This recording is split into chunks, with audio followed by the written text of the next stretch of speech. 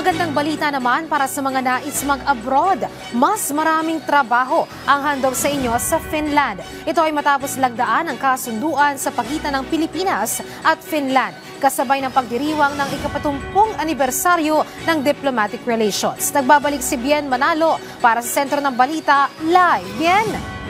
Eto Luisa, pangarap niyo po bang magtrabaho at manirahan sa tinaguriang the happiest country in the world, ang bansang Finland? Abay, ang pangarap na yan, aabot kamay na dahil sa nilagdaang kasunduan sa pagitan ng Finland at Pilipinas, alok ang iba't ibang trabaho. Tulad ng karamihan, pangarap din ng 29 na taong gulang at tubong Sultan Kudarat na si Jerlyn ang makapagtrabaho sa mga bansa sa Europa. 3 taon siyang nagtrabaho sa Kuwait bilang domestic helper. Bukod kasi sa magagandang lugar, malaki rin daw ang kitaan dito. Actually, nung andun pa po ako sa Kuwait, plano ko rin pong makapunta sa Europe kasi po napakaganda ng places. Parang malaya yung mga Pinay doon, tapos medyo mataas yung salary. Good news dahil lumagda sa Joint Declaration of Intent ang gobyerno ng Finland at Pilipinas kamakailan. Tanda ng mas pinatibay at pinalalim na relasyon at bilateral agreement sa pagitan ng dalawang bansa. Bahagi rin ito ng pagdiriwang na ika-70 anibersaryo ng diplomatic relations ng dalawang nasyon. Daan-daang manggagawang Pilipino ang kinakailangan ng Finland. Alok ang nasa 1,600 euros o katumbas ng tumataginting na mahigit sa 90,000 pesos kada buwan. Depende yan sa trabaho at uri ng industriya. We have been very satisfied about what they work. In Finland, the population is aging, so there is a lack of labor force in the long run. Of course, how many depends about the economic situation.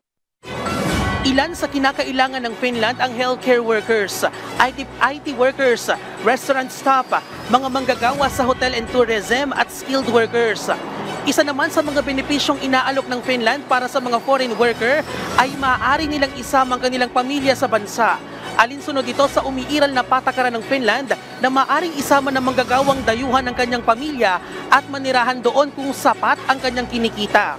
Bukod dyan, ay tutulungan din ng gobyerno ng Finland ang asawa nila na makahanap ng trabaho at pwede ring mag-aral doon ang kanilang mga anak. We have a very strong, safe and ethical recruitment framework here in our country. And we have should I say, a trilateral system of regulation where we license recruitment agencies, we accredit foreign employers, and we document the workers prior to departure. And there are requirements along the way that enhance protections. When it comes to protecting the rights of our migrant workers, it's very important to have such a cooperation framework with like-minded states. And Finland definitely like-minded because they're the happiest country in the world. And we're also very happy here in the Philippines. Kasama rin sa kasunduan ang upskilling at retraining para sa mga Filipino healthcare workers. Samantalang inanunsyo na rin ng DMW na bubuksan na nila ang Philippine Embassy sa Helsinki sa Setyembre na inaasahang magpapatibay pa sa ugnayan ng Finland at Pilipinas.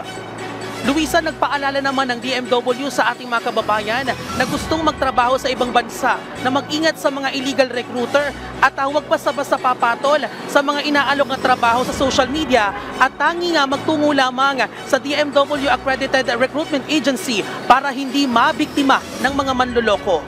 At yan ang latest. Balik sa iyo, Luisa. Maraming salamat, Bien Manalo.